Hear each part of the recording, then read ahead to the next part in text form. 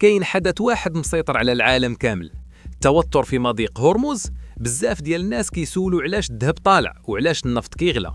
اليوم غادي نفكوا هاد الالغاز بواحد الطريقه بسيطه باش نفهموا شنو واقع في محفظتنا وفي جيوبنا. كلنا سمعنا باللي كاين حصار على الموانئ الايرانيه. هاد الخبر ماشي غير سياسي، هاد الخبر كيمس كل واحد فينا. مضيق هرمز هو واحد الممر مائي كيدوز منه اغلب نفط العالم. ملي كتنوض فيه ازمه السفن كتحبس والنفط كيولي قليل، وكما كتعرفوا اي حاجه كيقلل العرض ديالها كيزيد الثمن ديالها. هادشي علاش النفط وصل ل 104 دولار للبرميل، وهادشي غيخلي تكلفه النقل والسلع تزيد في الايام الجايه. في هذا الوقت ديال الخوف المستثمرين كيهربوا للذهب. الذهب دابا وصل ل 4750 دولار للأونصة. علاش؟ حيت الذهب كيعتبرون ملاذ امن، يعني بلاصه فين كتحط فلوسك باش ما يضيعوش وسط الحروب او الازمات. هو ماشي غير معدن، هو تامين ضد المجهول.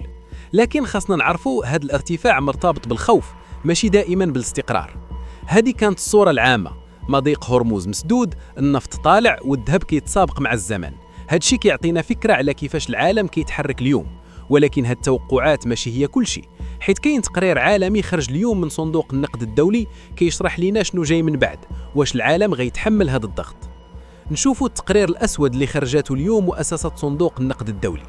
بزاف ديال الناس كيسمعوا صندوق النقد وكيحساب ليهم هضره ديال مكاتب ومسؤولين كيهضروا بالفرنسيه ولا الانجليزيه، ولكن الحقيقه هي ان هذا التقرير كيهضر على جيبك انت وجيبي انا. هما كيعطيو التوقعات ديال فين غادي العالم وشنو هما المخاطر اللي جايين. شنو قالوا اليوم؟ التقرير كيركز على حاجه وحده، الانفاق العسكري. هاد الدول دابا بسبب هاد التوترات ولات كتصرف فلوسها على السلاح والجيوش اكثر من التعليم والصحه. هادشي شنو كيعني؟ كيعني ان النمو الاقتصادي غيتباطأ. الصندوق كيحذر باللي العالم دخل في مرحله عدم الاستقرار، يعني الفلوس اللي كانت خاصها تدور في التجاره وتخلق فرص شغل غتمشي في صفقات السلاح. التقرير كيقول لنا واحد الكلمه مفتاح: سلاسل الامداد. ملي كيوقع حصار في مضيق هرمز الشركات ما بقاتش عارفه كيفاش توصل السلعه للمستهلك. هادشي كيرفع الاسعار بزاف. صندوق النقد كيتوقع ان التضخم غيطلع، يعني السلعه اللي كنتي كتشريها ب10 دراهم تقدر تولي ب12 درهم، ماشي حيت زادت الجوده ولكن حيت طريقها ولات صعيبه وغاليه. خلاصة القول من تقرير اليوم، الصندوق كيشوف أن العالم غادي لواحد المرحلة دقيقة، ماشي بالضرورة انهيار ولكن بطء في الاقتصاد. يعني اللي بغى يستثمر أو حتى اللي كيدبر مصروفه خاصو يكون حذر وما يغامرش بفلوسه في حاجات ما مفهوماش. واش هادشي كيعني أن الشركات الكبيرة غتوقف ولا عندها خطط سرية باش تواجه هادشي؟ دابا السؤال اللي كيفرض راسو، الشركات الكبيرة واش جالسة كتفرج؟ الجواب هو لا. كيفاش شركات بحال ميتا كتقلب كيفاش كتحول الازمه لفرصه باش تزيد في المداخيل ديالها بلا ما تحتاج لا للسلاح ولا للنفط.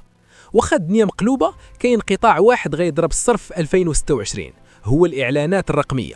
ميتا اللي كتمتلك فيسبوك وانستغرام غاديه وكتجاوز جوجل. علاش؟ حيت وسط الازمه الشركات الصغيره والكبيره ما بقاش عندها ميزانيه ديال التلفازه والمجلات، ولات كتقلب على البلاصه اللي كاين فيها بنادم، اي السوشيال ميديا. ميتا عرفات كيفاش تستغل هذه اللحظة وتقدم حلول إعلانية رخيصة ومباشرة. أنت كصاحب محتوى أو كمستثمر خاصك تتعلم منهم. التنويع. شركات بحال ميتا عندها استثمارات في كل بلاصة وعندها خطط بديلة في حالة توقف الإشهار. داكشي علاش فاش كيجيو أزمات بحال هذه الشركات اللي عندها تنويع هي اللي كتبقى واقفة، والشركات اللي معتمدة على حاجة وحدة هي اللي كطيح. هادشي كيعلمنا درس واحد: الأزمة ماشي هي النهاية، هي إعادة ترتيب للأوراق. اللي كيكون ذكي هو اللي كيعرف فين يحط مجهوده وفين يحمي رزقه. شفنا كيفاش ميتا قدرات تصدر المشهد، ولكن شنو هي السيناريوهات اللي كتسنى بنادم عادي بحالنا؟ واش نبيعوا الذهب؟ واش نخافوا؟ اول قاعده في الاقتصاد: اللي كيخاف كيخسر. الازمات كتصنع الضجيج نويز، والضجيج كيخليك تاخذ قرارات خاطئه. فاش كتشوف الذهب طالع على 4750 دولار قلبك كيضرب وبغيتي تشري، ولكن واش هاد الشيء هو الوقت المناسب؟ الازمه اللي حنا فيها دابا تقرير ديال صندوق النقد كيقول انها مؤقته ومقلقه، يعني خاصك تكون مراقب ماشي متهور. السيناريوهات المتوقعه: السيناريو الاول التفاؤل، تدخل دولي يفك حصار المضيق، وهنا الذهب غيبرد والنفط غينزل، اللي شرى الذهب في القمه غيخسر. السيناريو الثاني الاستمرار، الوضع كيبقى كما هو، الاسعار غتبقى طالعه والتضخم غيزيد. السيناريو الثالث التفاقم، توسع الرقعة الجغرافية للصراع، وهنا الاقتصاد العالمي غيدخل في دوامة مجهولة. بما أننا ما كنعرفوش الغيب، خاصك تعتمد على التنويع، ما تحطش فلوسك كاملة في بلاصة واحدة. في النهاية الهدف من هذه الحلقات هو نعطيك رؤية باش تشوف الاقتصاد. أنا هنا ماشي باش نعطيك نصيحة مالية، ديما بحث وخوض قرارك لراسك.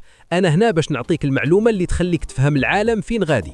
اقتصاد اليوم هو انعكاس لقراراتنا. إلى عجبك هذا التحليل شاركنا برأيك في التعليقات. واش كتشوف الذهب غيكمل طلوع ولا غادي يرجع لمستواه الطبيعي؟ شكرا على المتابعة، تهلاو.